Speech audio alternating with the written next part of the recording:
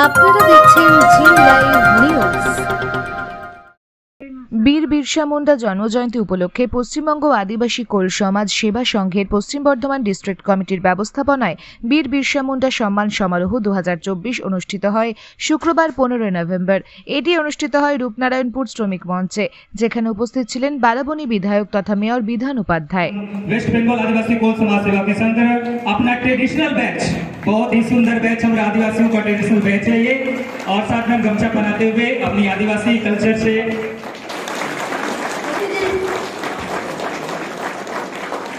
जोरदार तालियों के साथ स्वागत करेंगे। जोरदार साथ के साथ अभी हम फूल और बैच अपनी ट्रेडिशनल आदिवासी बैच के साथ हम उनका सम्मान कर रहे हैं।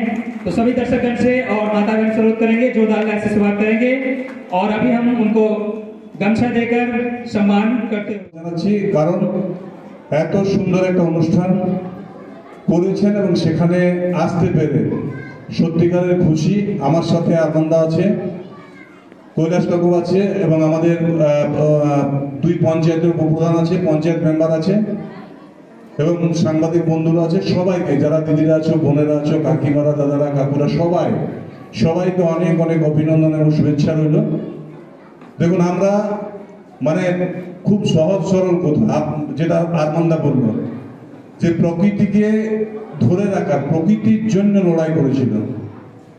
আজকে যার জন্মদিন, যিনি মানে নিজের জীবন উৎসর্গ করে আজকে আমরা যে ঘুরে বেড়াচ্ছি, আমরা যে সংসার করছি, আমরা যে স্বাধীনতা ভোগ করছি, সেই বীর স্বাধীনতা সংগ্রামী বিরসা মুন্ডার জন্মদিন আজকে।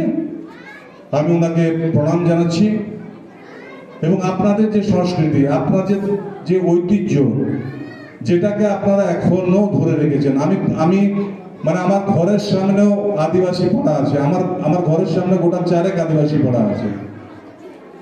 তো তারা সেই পূর্ব দিনের মানে শত বছর, হাজার হাজার বছর আগের যে সংস্কৃতি, সেই সবার কিন্তু সংস্কৃতি চেঞ্জ হয়েছে, কিন্তু আদিবাসীদের যে সংস্কৃতি আছে সেটা কিন্তু বর্তমানে এখনো একই অবস্থায় আছে এবং তারা যে ধরে রাখতে পেরেছে, এটার জন্য তাদেরকে ধন্যবাদ।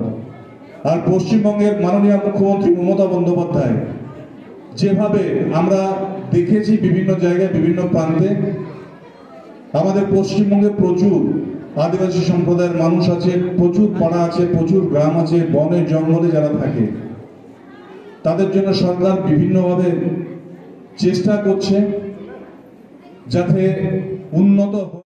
রিপোর্ট জি লাইভ নিউজ।